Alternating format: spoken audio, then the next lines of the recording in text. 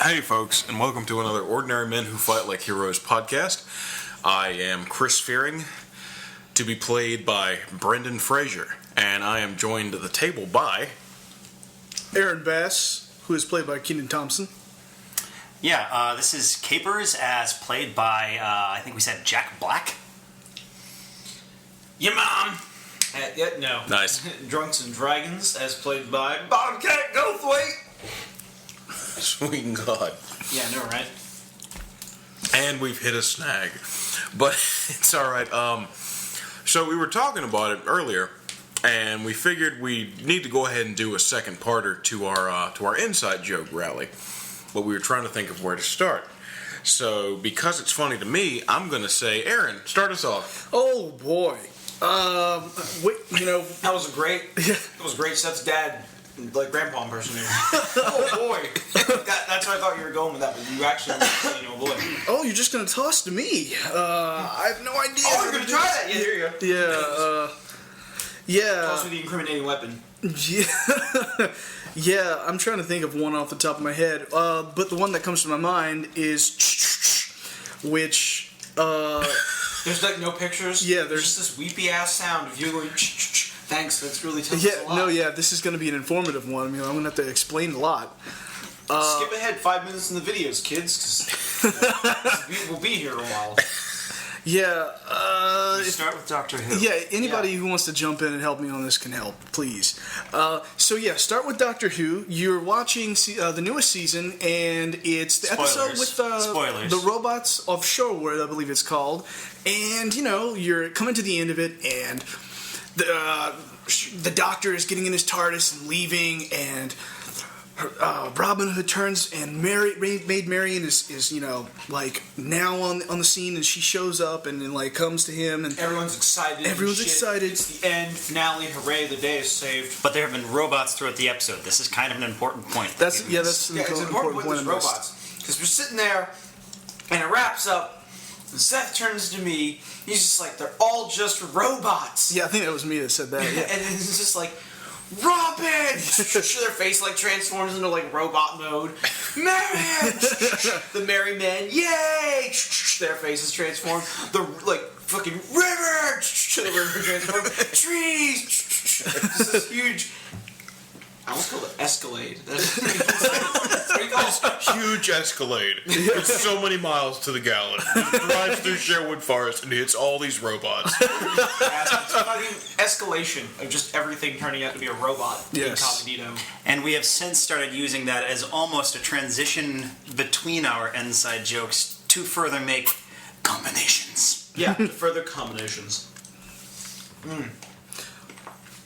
So that's... And of course, if you want to follow along at home, what you do to really complete the inside joke is you put your hand in front of your face, and you make it look like you're flipping 3 panels across your face, like your face is flipping behind, and It's actually a very accurate interpretation. Revealing the robot underneath. Okay, and to go along with others that you'd like to try at home, it's going to be the do-it-yourself segment of the podcast, is the Charmander. This does not involve inside actual joke. Charmanders. Unfortunately, this does not involve your penis. Unfortunately. Okay, I know this all started with that fucking Ego Raptor cartoon. Where you could find the Easter egg where he's standing there with a Charmander and the head just flaps back to do the Charmander scream. Oh, I'll choose you, Charmander! Charmander! And that's all it is. So which one of you fuckers started out, because I was kind of out of the line of fire of this, but so I heard about it from the beginning. It was funny. And then just months later, I hear about that these guys are constantly doing this Aaron, you good at explaining hand motions. Doing hand motions to each other, or just leaving pictures of Charmander and just really just mind fucking each other with it. So how did it escalate to that? How did it escalate? I said escalate. Well, I mean, but maybe yes, how did it escalate? Maybe we're birthing an inside joke right now. Stop it. All right, fine. Yeah, you can't force. It's like a baby. If you force it out, it'll have problems. I think the hand gestures you're doing, Seth. So all babies nowadays are forced out. So yeah, I think the hand gesture may have originally been my doing because you there was... Aaron, describe what I'm doing. What is this? Yep. It's like you put your hands out like you're kind of doing the I Dream of Genie thing. Then you like lift one up like you're kind of doing the meter going up on a like excitement applause meter kind of thing. I like how it's like I Dream of Genie, and immediately everyone under the age of like 20 is like, huh? Oh yeah, no, my references go back. Look it up. We're not gonna. You have Google. Yeah, You have Gaggles. use that. Yeah, we were very amused by the shape of the animation, the animated Charmander's head. So we started just doing that, and then it got to the point where we did it so often that it started to become a little frustrating. But the original Charmander wasn't using that. The original Charmander was just, we were all laughing about this, the Charmander, and so you had to go back to college. It was late at night. It was cold out. Your car was right there. I just wrote Charmander on the frost on your car, and it didn't happen that you saw it until you got back to college, right? Yeah, it was like 4 days later, I think, because I had defrosted the car, driven back to Wilmington, and then it was cold in Wilmington, and it frosted back over so that I could then see the word Charmander on my rear view, in my rear window. It was like 3-4 days later, and I just saw it, and I felt mind fucked because it was like a time bomb. It was a time Violated bomb a little bit. via Charmander. So then it became a way just to kind of mind fuck each other, and like we got increasingly creative. Like for Christmas one year, I bought Justin a bestiary for Pathfinder, and I slipped like an entire page with like stats on Charmander and a picture of Charmander in there. Oh wow! Justin, in turn, had his dad make an airbrushed T-shirt for me that had just the actual image of the Charmander from the original cartoon on it. So, yeah. And not even the original cartoon, the original Ego Raptor Flash. Let's be clear, not Pokemon, not the original Pokemon. But that original Charmander from that with his fucked up, 90-degree angle head, mouth open thing. My brother brought over a Charizard action figure and just left it somewhere and then walked away. So Seth comes in and is like, "Who did this?" Aaron left that fucking Charmander in the fucking lampshade. That was a good one. Yeah, That was a good one. Chris gave me a Charmander sticker, so he's now in it. I'm like cold, kind of, but I'm like, it's kind of chilly. I'm kind of chilly. I should stop eating my milkshake. As I eat my milkshake. You just like cripplingly turned and rubbed your arms like, oh god.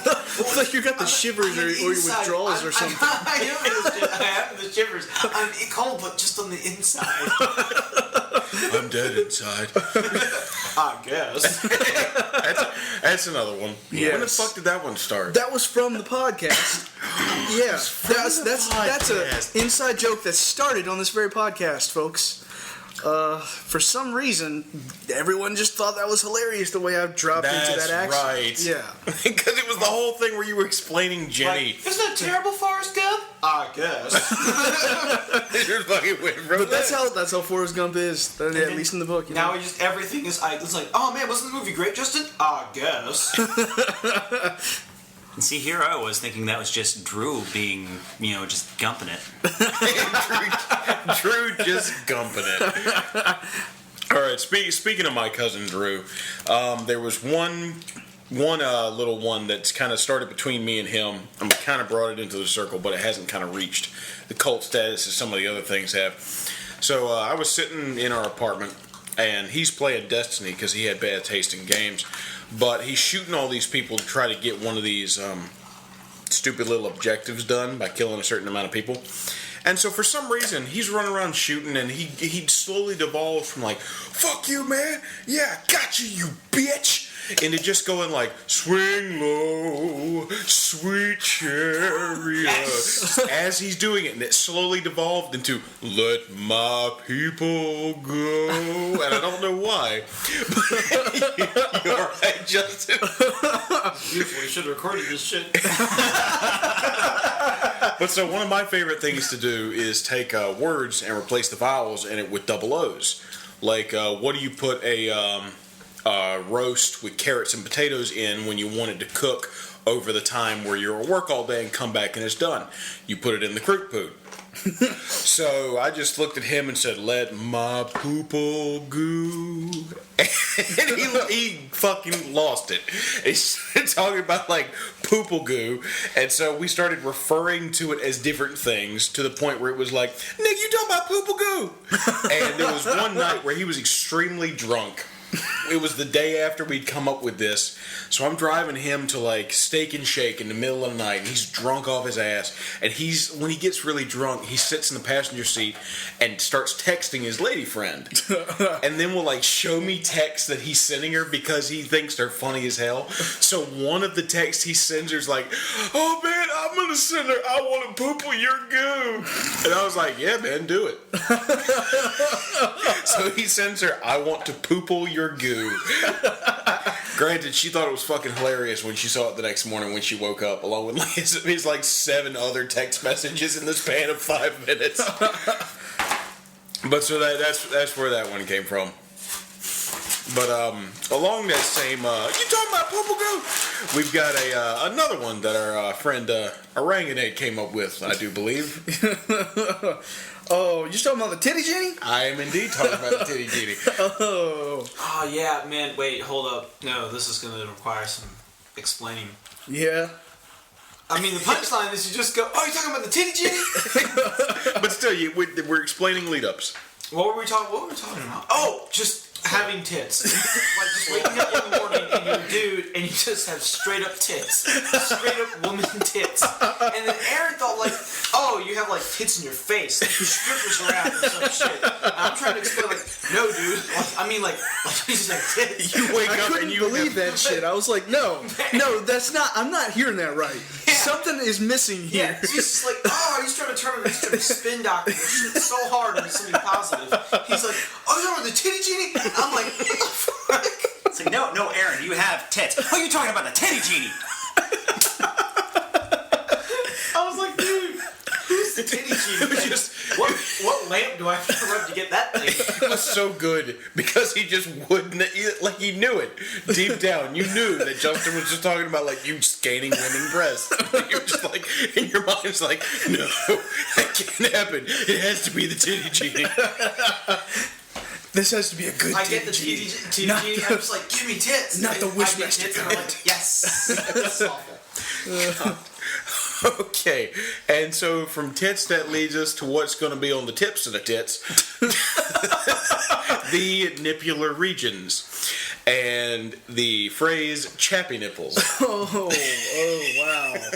Man, we are doing some good Actually, I'm combinations not really here. sure where chappy nipples came from. I just Way remember my nipples are back. all chappy. Yeah, way That's back. it. Fucking Ren Fair. Yes. It's like first friend bear? Yeah. My first room for sure, yeah. Because it was me and Aaron and Justin and Yeah, Joseph. when you fucking Yeah. like, Tony jawed me in the fucking mouth. That was my fault. That was my fault though. You were Yeah, I'm sorry about decided that, to jump man. out, and then you were like, I am sorry. and I was like, "My teeth." No, it was funny. I can't be angry. I jumped out of nowhere from behind the thing right in your face, and you reacted like every other normal human being would. Yeah. Ah, martial arts. faux martial arts. Man, yeah. So it could have been worse. Yeah. But It was the 4 of us in a hotel room, and so we're winding down, about to go to sleep, and so we're all in like PJs and whatever. And I don't like it getting hot, so I probably had the AC turned on so I could listen to that to go to sleep, because I usually sleep with a fan running. And Aaron was talking about, he said something that he felt like he felt like his nipples were getting jabbed. And Well, we were all in costume for a long time, and oh like, yeah, in that's the true. wind and That's everything. right. Yeah. And I turned to you. He was like, "Wait, what?"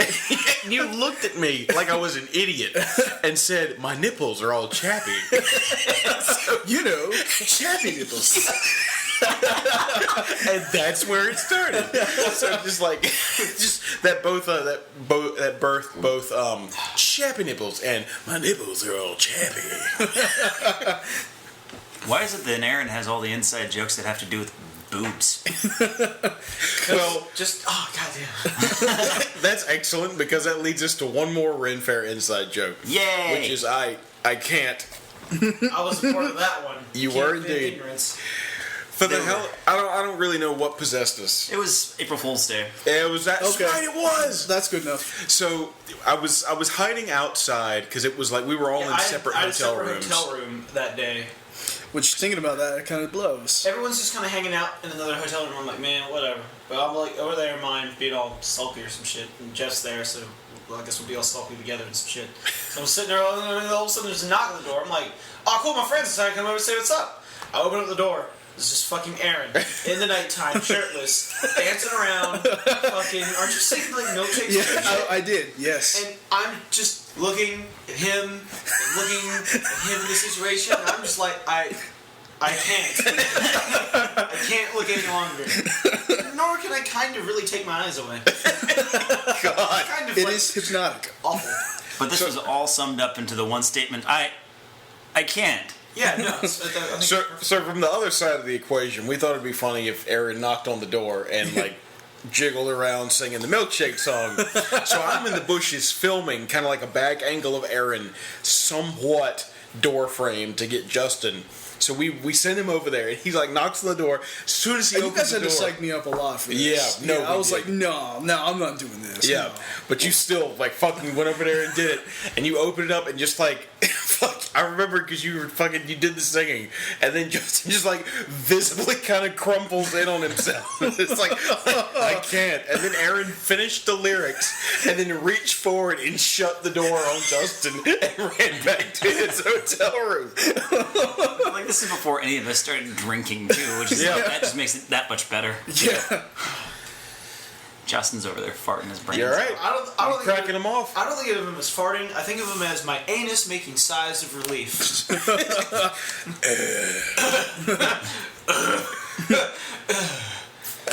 Does it laugh in between each sigh too? I hope not. Spill stuff.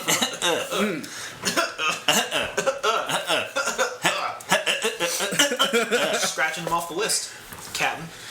Okay, so let's see. One that I like a lot that I really don't know where it came from was "You're doing it, Peter." Oh man, that's because you haven't seen Hook. Oh yeah, that's true. You need to see. Wow. Hook. Then again, I don't watch bad movies. Ah, you being me. You defend it. I like. There's no point in defending movies against Chris when he's in this mood. You're doing it, Peter. Yeah. So that's just Why don't pretty you much just a quote explain? from Why that don't you movie. explain where it's from, man? Since So yeah, well, everybody that's seen Hook automatically knows that there's this really wonderful scene where Robin Williams is being all curmudgeon-y and grown-up-y, and he's like not really being Peter Pan anymore. And there's this scene where they're all pretending to eat this huge feast, right? Him and the Lost Boys, and he's getting pissed off because there's no actual food there. But then he starts to imagine. And then there's this huge feast, and he's satisfied. And then, like, as he's starting to do this, there's this kid that's going, "You're doing it, Peter! You're playing with us!" Which is, in retrospect, one of the most dubious lines ever written. But, It sounds so alien and weird. but Out of context. whenever one of us starts to actually, do something awesome, like rack up damage and brawl for a home run contest or some shit like that, we start to go, "You're doing it, Peter!" And you hear the music in your head sometimes. Yeah. So like, then I gotta ask, like, so are they like fucking like actually eating nothing, and they're just sustaining off like the power of Yeah, their organs? what if that was the Like, truth? then how is Fat Kid fat if he doesn't eat anything? Because he's got a great fucking imagination. And I have his imagination, so I can imagine myself like with a 5-star steak. Bitch, you in Neverland. Bitch, how you with the Hobbit again? What? Oh, You mean the man. Fat Genie? Oh man, no, that's from South Park. One of the new episodes. Which Yeah, one? The one where Kanye West is running around trying to convince people that like fucking Oh, Kim Kardashian yeah. is not the Hobbit. That shit's hilarious. No, I've seen that episode. That's like I just- the best part of that episode, and I love all the clips. Oh my gosh, all the shit. I like at the very, very end where he's talking about how the little girl that looked like a hobbit. Oh, the story thing. The story he's telling about the little girl meeting God, and God delivered like the miracle of Photoshop, and then the little hobbit and God fell in love and got married and had a baby. What? Yeah, he's referring to himself as because it's Kanye West. Yeah. Yeah. Dude, the What? ending of that episode actually made me go, "Holy fuck!" Because that episode, as for funny as all the Hobbit shit is, that episode has an emotional cave-in at the end. Where it's just like, but we're coming up on the turnaround point where, like, the lessons learned and everything's okay. No, it's not. I was like, holy fuck. Really? I was kind of shocked. Like, not appalled, but I was like, oh god, that was a lot stronger than it. Like, no, you should see the whole episode. Nice. And then they replaced Brian with Vinny. No, but it's funny because when Brian died, a bunch of people got tattoos of Brian with "Rest in Peace" beneath it. That's pathetic. Oh, I thought you were going to say that's a testament to the popularity of the character, but I guess you can go with pathetic. That's good too. Okay, I probably would not have gotten a tattoo of him, but it's sad that he died. Kind of. He got brought back 2 episodes. Yeah, he did get brought back. I don't know. Like, they delete that timeline entirely Yeah, in the they- Christmas episode. Yeah. But what if they still knew about it, so they still went and got Vinny? Wouldn't that just be weird? Then you'd have 2 dogs. I actually kind of liked Vinny. I liked him too. Nah, he wasn't a bad dog. He wasn't a fucking annoying character. He was a cool character. There's so really- much potential really to have don't like like an ass hat replaced. I'm gonna get one of those Cokes. Do it. I am. Don't let 'cause me apparently, stop. Apparently they're for no one. Dude, what the hell was that about? Why'd you just? Very well. Why'd you just?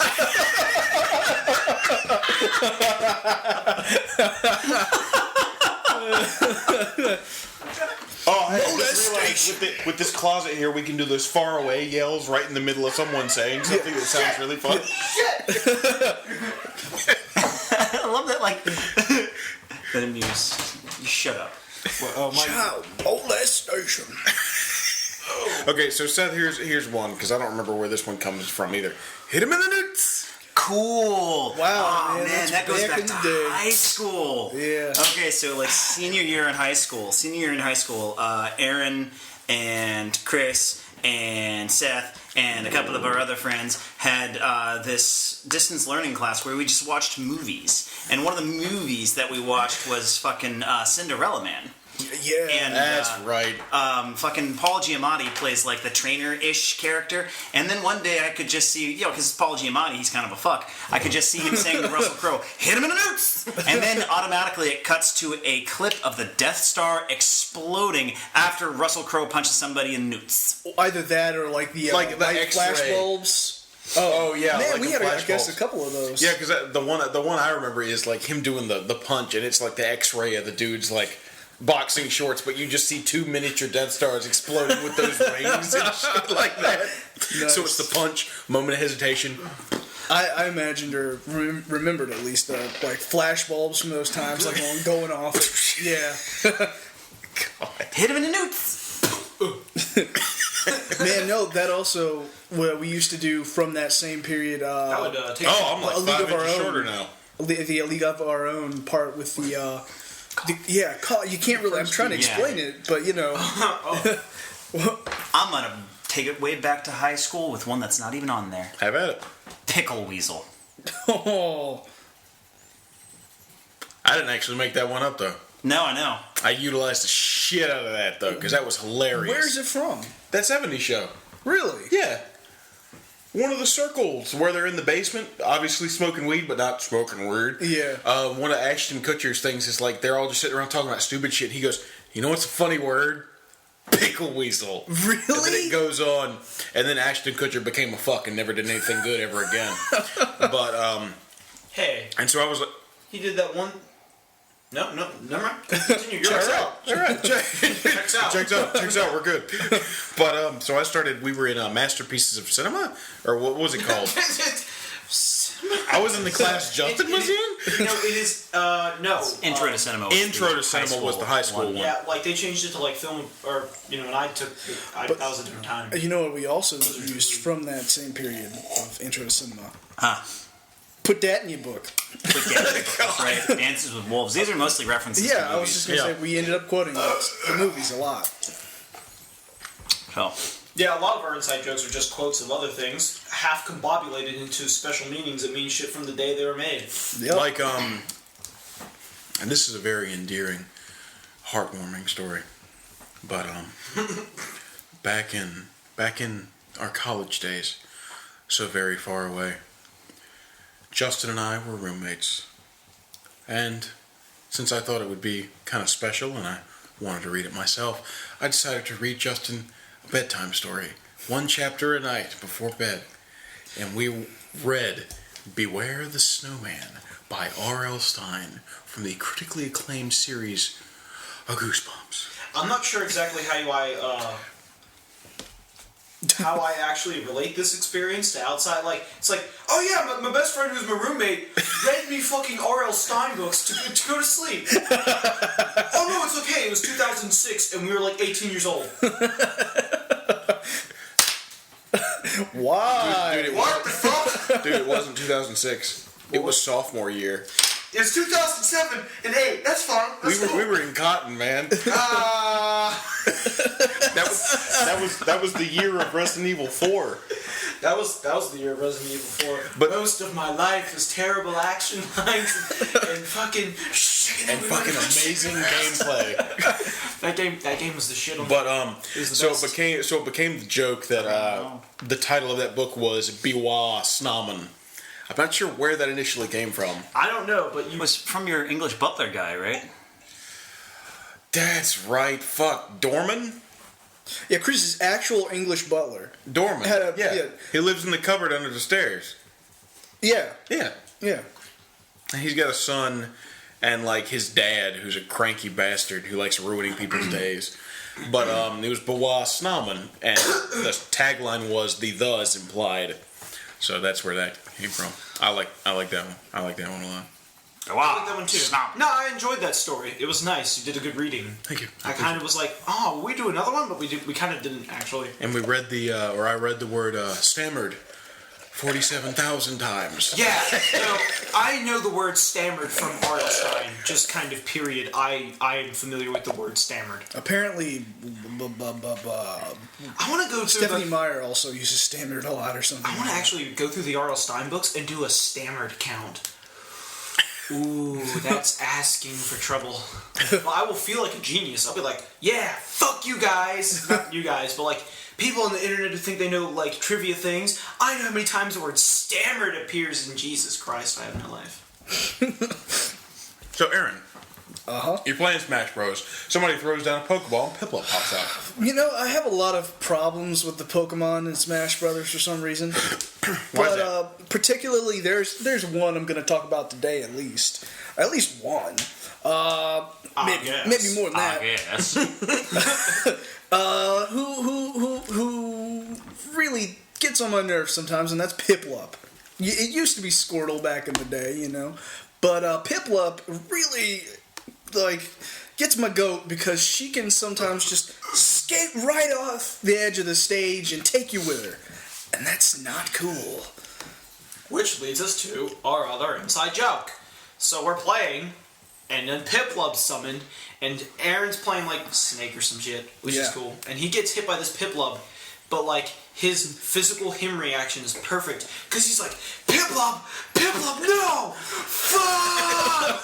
He stretches the fuck. So he's like, fuck, as he's being carried away off screen and then down and out. And it's just like perfect. It wasn't even like I couldn't dodge it. It was just like, it was that fear and that like shock and awe of, oh fuck, I know this is gonna happen to me. It's happening to me. I'm dead. That just froze me in the moment to where I just did that instead of reacted. You gave up in the moment, and that is why you will never win. Okay, so what about? There's another brawl one that came, or two other brawl ones that came to mind for me that you guys have told me about. The Lugia thing. Mm-hmm. Yeah, that's another Pokemon. Yeah, that goes back to Melee though, because that happened when before Brawl came out, and Aaron and I were just like in the prime days of Melee, where we would Fox and Falco it up and just rape each other.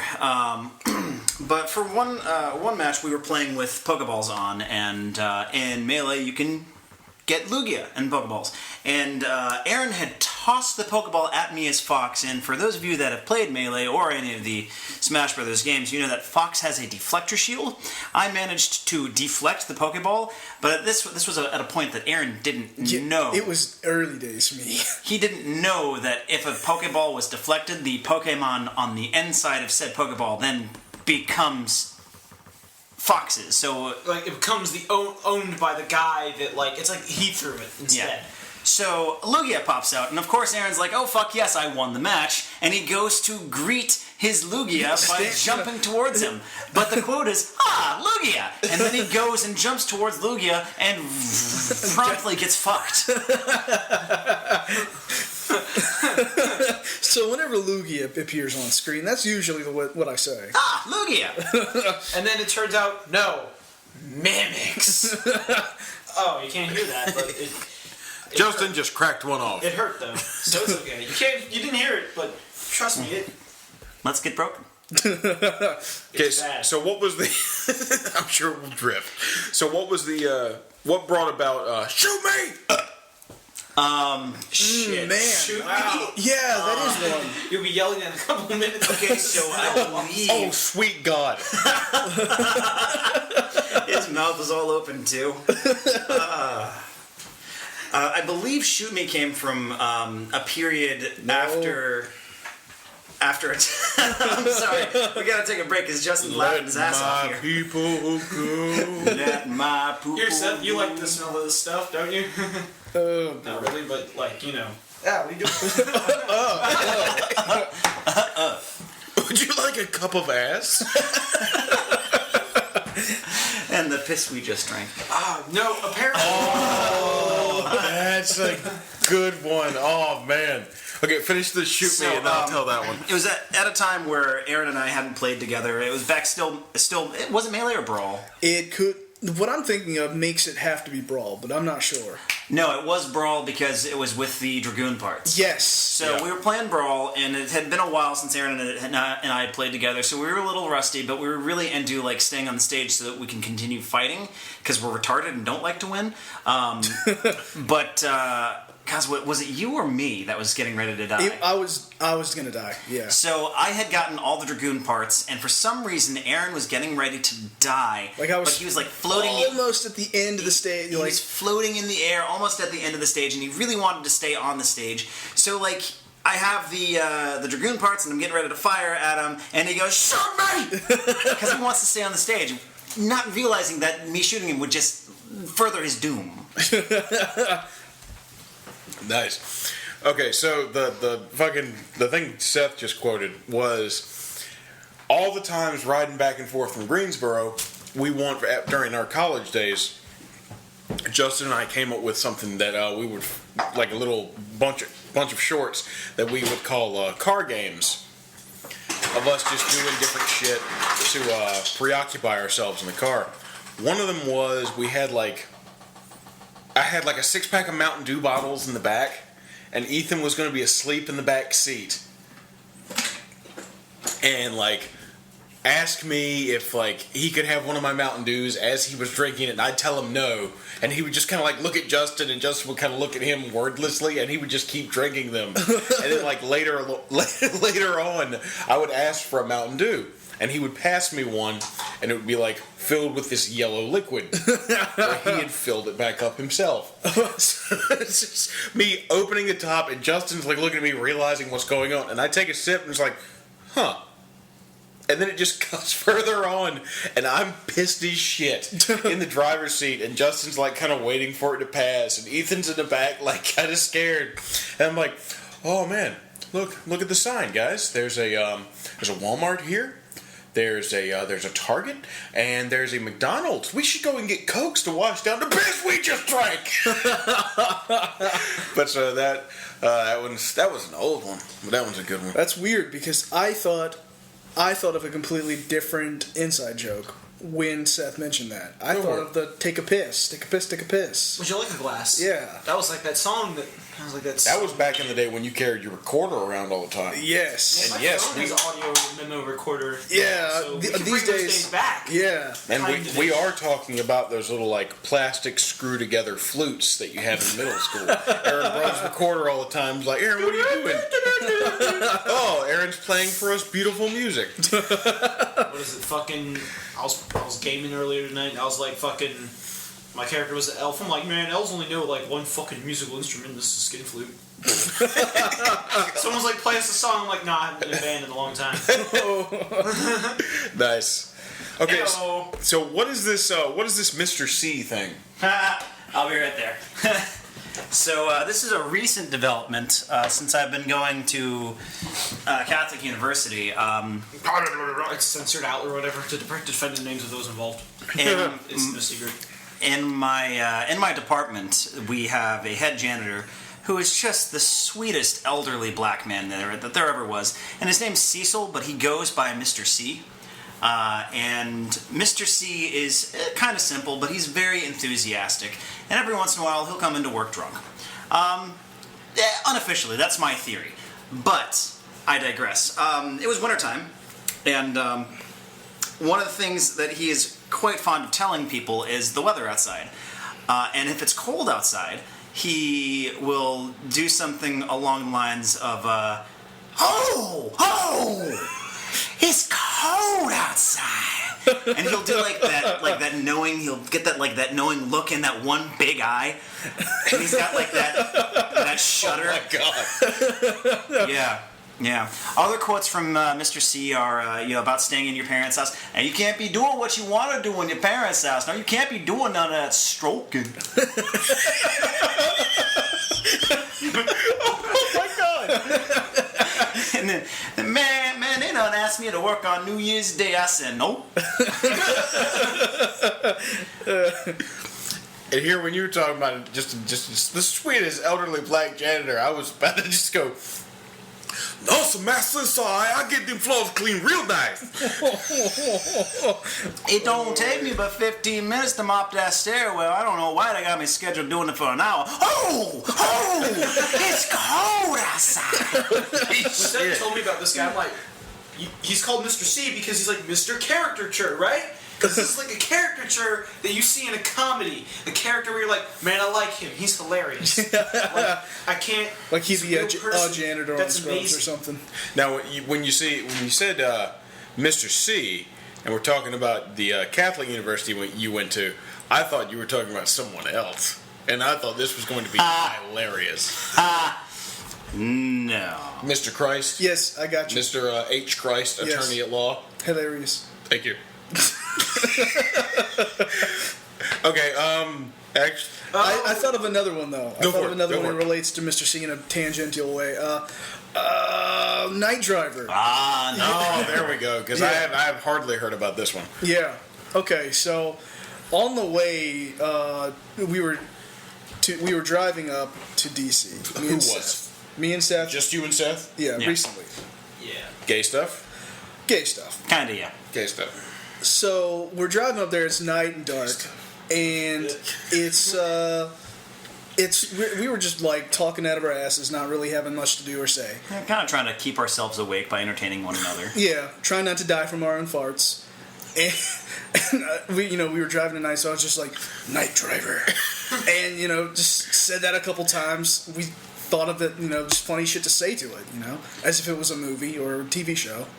And we've come up with a couple of very funny taglines for the fictional show, Night Driver, which is about a guy who, just in case you didn't pick up on it, that drives at night. Yeah, that's the long and short of it. So, we'll let Aaron start. Well, okay, it goes, one of them would be like, Night Driver. I don't remember one off the top of my head. Okay. This is why I love putting Aaron on the spot. So I'll start.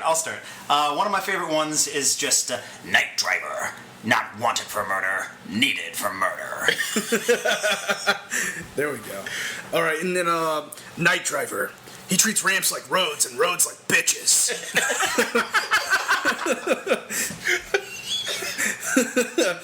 God. Another one was like, Night Driver has had sex with all 4 genders. And Christ. not wanted. You already said that, right? Just now, literally. Just now, Yes. actually, just now. It's okay, Aaron. There's one you can tell us. What's The that? coffee one. It's okay if you say it. Night Driver doesn't drink his coffee black. Drinks it nigger. Night Driver has a pet sugar glider whose name is also Night Driver. God. Night Driver only gets drunk on diesel. Oh, I just remember one that you told me. Night Driver doesn't have tiger's blood, has tigers for blood. Forgot about that one. That's awesome. Holy shit. And we also theorized that if this was ever like an Adult Swim show, Night Driver's only sometimes sidekick, but definitely sometimes sidekick, would just be Mr. C. Oh, that's fantastic. Just to comment on shit from like the passenger seat. Problem is, he'd have to show up in more episodes because the fucking just fan response. From Yeah, Mr. he'd be a C fan would be favorite. like so through the roof. It'd be stupid. You might as well just make the show Mr. C and then have it They'd occasionally probably- be about Night Driver. They'd probably end up making a Mr. C show that's quite literally just like a 10-minute per episode of him just doing janitor stuff. Okay, so where is Animal in the Electric Chair come from? Justin said something that I found particularly hideously painful, and I made this motion where I opened my mouth a little bit like Charmander and opened my eyes really wide and then just like shook my arms out to the side. And they told me that I looked like a Muppet getting electrocuted. So I said, "Oh, you mean like Animal going fuck?" I always imagine that like from the Green Mile, like a poster image that like the artist does for the Green Mile and like things like that, just of Animal in the electric chair, like getting lightning bolted. Jesus. Whoa. Fucking Jesus. Oh no! Fucking Jesus. Okay, well, Fuck fucking Jesus. there's another one. I know we've talked about Cookout before, but it's gotten to the point that when these guys or any of us really go to Cookout with Seth, there's Seth cannot talk rights to them. And that's what we call Justining. But fucking dude, you use an accent all the time, and I never am sure like Anytime, if anyone yeah. knows what's happening. Anytime I'm making the order at Cookout, I will go out of my way to use a different dialect. And then sometimes I'll change accents like right between. So like tonight, right? I was ordering in an Irish dialect, and then when I got to the window, I started talking in a Scottish accent, and then when I was driving away, I dropped everything completely and just spoke in my regular old American accent. And I love doing this to people. It's fucking hilarious because they asked you to repeat that order on that. It's like, Oh, you want to God, be that's T? It's right. like, no, tree orders. 1, 2, 3. That shit was weak. And on the third order. On the third order. tanks. Tanks, yeah. Thanks. We want a Cookout tray, right? God. Can you help us with that? Can you, like, what? But I hope that I can. and of course, that was one of the only times we've gone through there where they've had problems with the cards back and forth. So he had to like speak to them like constantly. Yeah. You had to keep it up. You had to Oh, keep it man. going. You couldn't just discreetly leave and giggle. You're like, thank you very much. Thank you very much. Drive away. Almost hit that lady. Yeah. Oh yeah, that's right. She was eager. Almost got in a car wreck. Yeah, we almost did. She was eager for fucking food. We She was almost eager for died. taco. We shouldn't be. Precious food. Yeah, God. Or that fucking sticky buddy dub thing. Oh, the Baba Yaga. That's not from that at all. We threw that shit in there though. Lizard bites. The Baba Yaga. So do we have any others? Yeah, I think we got one more. And this one relates also to you, Oranganade. All right. And that is the infamous pocket. Oh, nice. Because that was like Take us back. what Teach time that nugget, if you will. what time period was that? That was way back in the day, probably in high school, where we were just doing a lot of filming of just different like ideas and just like, oh man, Chris has got a huge like farmyard, backyard. Let's try and find something we can shoot back there. And so we came up with what, like Boneyard of the Boneyard Sacred Souls. Sacred Souls. Yeah. I still don't know the plot, and it's something like some dude hiring assassins to like fight each other. I remember later on I typed part of a script Chris read. Yeah. And it was pretty neat. It was like, I can't remember actually. Because it was pretty much like Justin's guy was this wanderer who didn't really have like a solid name, and he was trying to stop Joseph's guy from getting to this like desolate boneyard where all these swords. I just remember there was a concept of something that was broken, and it's like it's either going to be repaired or it's going to fall further into disrepair and be destroyed. And there's two paths: one leading to destruction, one leading to like not resurrection, but restoration. Like restoration. Yeah. And Joseph didn't know which path he was on. Which path was it, and he was just going to have to guess and hope it was the best. Because we filmed the scene with Joseph, and I was just doing fucking narration for his backstory, but that scene is now completely lost. But he had like a guitar from his mother and had like a sword from his father, and those were the only things he had of his parents that he knew of. So he knew his mother liked music, and he knew his father was a fighter. And so he was trying to go here to like try to figure something out about himself and try to figure out what happened to his parents. And so Justin was trying to stop him because he hired you, who was like the gunslinger guy, to go after him and take him out and take out anybody that might get in the way. And I was just some wandering dude who was trying to go there for his own reasons. And you and I had a conflict. Yeah. And that was one of the little points we filmed, but it was great because we had like written out lines and stuff. And I was like had my sights trained on you. We see this and we see this shot. We hear my character say, "Money in the pocket." But of course, and the camera zoomed in, so it kind of looks like he's looking down, like a scope at me or something like that. Yeah. But the way my older camera did when you paused and recorded, because we didn't have any editing, we just had the record button.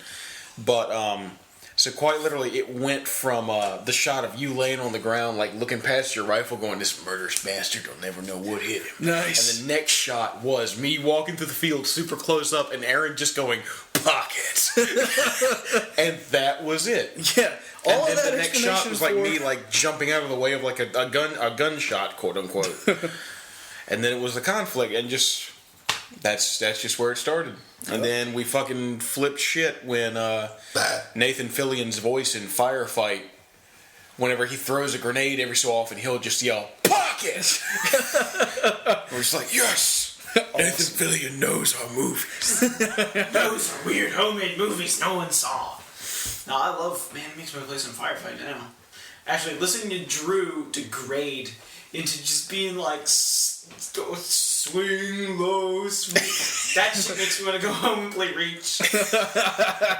So you can just you can degrade so from I like can degrade telling people like "fuck you, bitch" to just like swing low. I never put in the mic, but I just might. No, he wasn't playing online. He wasn't playing online. It's just him sitting in his chair killing like AI enemies. It enemies. makes me want to like put on my mic and then just start swinging sweet low swing. sweet low swing cherry. And once again, we see Justining hard at work. Justining, really back in the day, they would have just called that dyslexia. Meaning. Did you mess that up on purpose or by accident? Wait, what the fuck? what did I say? Dyslexining. Oh yeah, no, I was just I knew I was doing that. I was like dancing. I was like, fuck it, whatever, letters. I thought I did something even worse. Like, Okay. And see, this is one of the best parts about it because sometimes he doesn't realize it when he does it. So that's great. But I want to sometimes must remain phantom. But I want to thank you guys for joining us for another Ordinary Men Who Fight Like Heroes podcast. And just remember, who is that sitting along the riverside in the pale moonlight? That's old Dick Tuggins.